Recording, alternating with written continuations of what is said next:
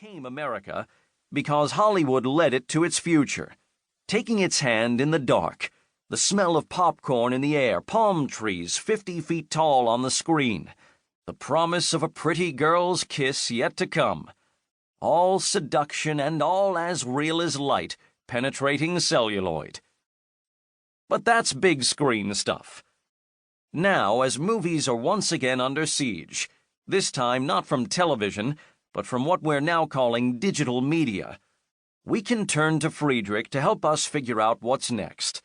No doubt something transformative and greedy and hilarious and strange. We know the past isn't dead. But thanks to City of Nets, Ronald Reagan is eternally bedridden and delirious before a grim Newt Rockney, Sunset Boulevard is always a grimy thrill, and the fire just about to consume the city, the match that's been waiting to ignite since Nathaniel West struck the tinder in 1939, is still waiting for the perfect light. Glenn David Gould is the author of the novels Sunnyside and Carter Beats the Devil.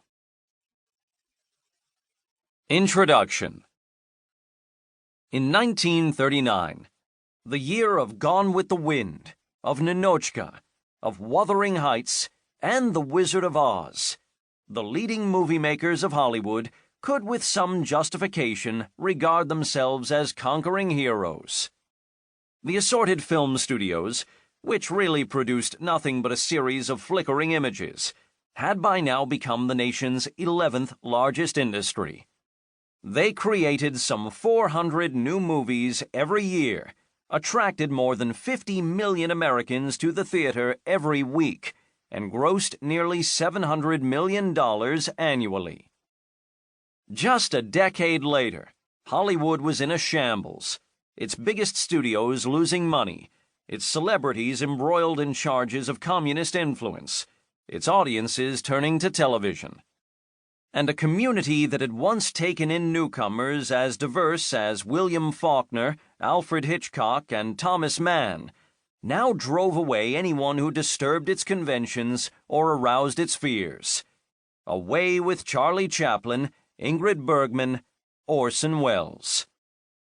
This is the story, then, of a great empire built out of dreams of glamour, dreams of beauty, wealth, and success, and of that empire's sudden decline and fall. It is a social and cultural history of Hollywood during the decade of upheaval from the start of World War II to the start of the Korean War. Some marvelous movies were created during these years. Citizen Kane, for example, The Maltese Falcon, Double Indemnity, All About Eve. And not only movies. Mann's Dr. Faustus was written here, and so was Brecht's Galileo, Stravinsky's Rake's Progress. And then, scarcely 10 years after David Selznick had triumphantly opened Gone with the Wind, he was walking along a deserted street at dawn and saying to a companion, "Hollywood's like Egypt, full of crumbling pyramids. It'll never come back. It'll just keep on crumbling until finally the wind blows the last studio prop across the sands." Hollywood has survived, of course, but everything has changed since the decay of the great studios. Filmmaking is taught in universities now, and the white-haired survivors of the Golden Age are cajoled into telling their stories to young interviewers with tape recorders. Is this book then just another exercise in nostalgia? No.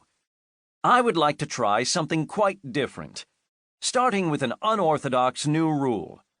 No more interviews. Surely there is no one of any importance in Hollywood, dead or alive, who has not been interrogated over and over again. And in no other field of history, not in Hitler's Berlin or Roosevelt's Washington, have so many interviews grown into so many ghost-written autobiographies. These works include not only major figures like Chaplin or DeMille, but even such ephemeral talents as Jackie Cooper and Veronica Lake. In other cases, Barbara Leaming's Orson Welles, for example, or Mel Gusso's Life of Darrell F. Zanuck,